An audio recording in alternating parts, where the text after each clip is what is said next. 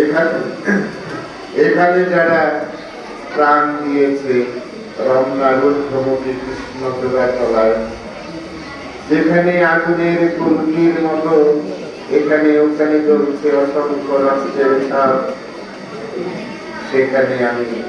থাকতে আছি। আজ আমি শোকে বিহ্বল নই, আজ আমি ক্রোধে উন্মত্ত নই,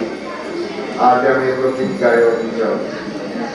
যে শিশু আর কোনদিন তার পিতার কোলে ঝাঁপিয়ে পড়ার সুযোগ পাবে না, যে গৃহবধূ আর কোনদিন তার স্বামীর প্রতীক্ষায় আসলে প্রতিটি থেকে দুয়ারে দাঁড়িয়ে তার অপেক্ষায় থাকবে না, যে জননী খোকা এসেছে বলে উদ্দাম আনন্দে সন্তানকে তার আর বুঝে জড়িয়ে ধরতে পারবে না, যে তরুণ মাটির কোলে লুকিয়ে পড়ার আগে বারবার একটি প্রিয়তমার ছবি চোখে আনতে চেষ্টা করেছিল,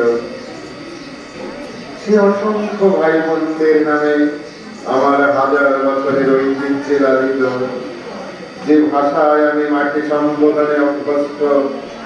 সেই ভাষা ও স্বদেশের নামে এখানে আমি বিশ্ববিদ্যালয়ের মুক্ত প্রাঙ্গণে আমি তাদের ফাঁসির দাবি নিয়ে এসেছি,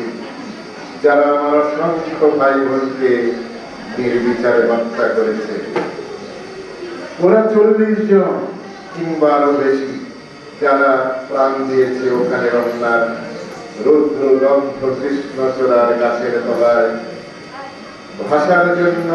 মাতৃভাষার জন্য, বাংলার জন্য,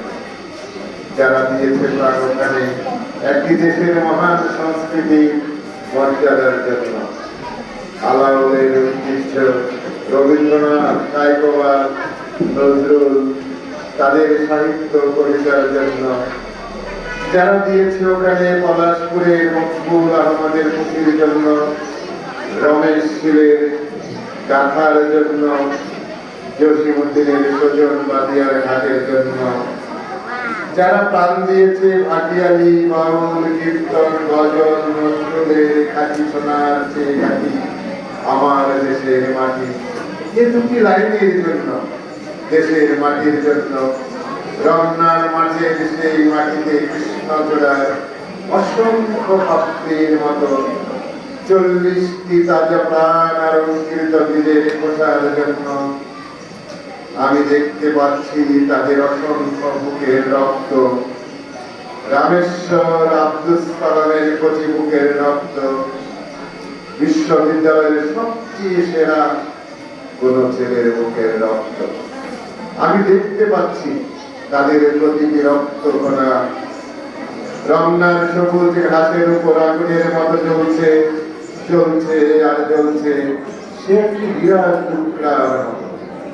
বিশ্ববিদ্যালয়ের সেনা 40টি রক্তের চেয়ে বেঁচে থাকলে যারা হতো পাকিস্তানের সবচেয়ে মূল্যবান সম্পদ, যাদের মধ্যে লিঙ্কন, রোলা, আরাক, আইনস্টাইন আশ্রয় পেয়েছিল, যাদের মধ্যে আশ্রয় পেয়েছিল শতাব্দীর সভ্যতার সবচেয়ে প্রগতিশীল কয়েকটি মতবাদ, সেই 40টি রং যেখানে প্রাণ দিয়েছে। মাটির বুক থেকে সোনা ফলায় হয়তো কারো বাবা সরকারি চাকরি, তোমারই আমারই মতো যারা হয়তো আজকে বেঁচে থাকতে পারত,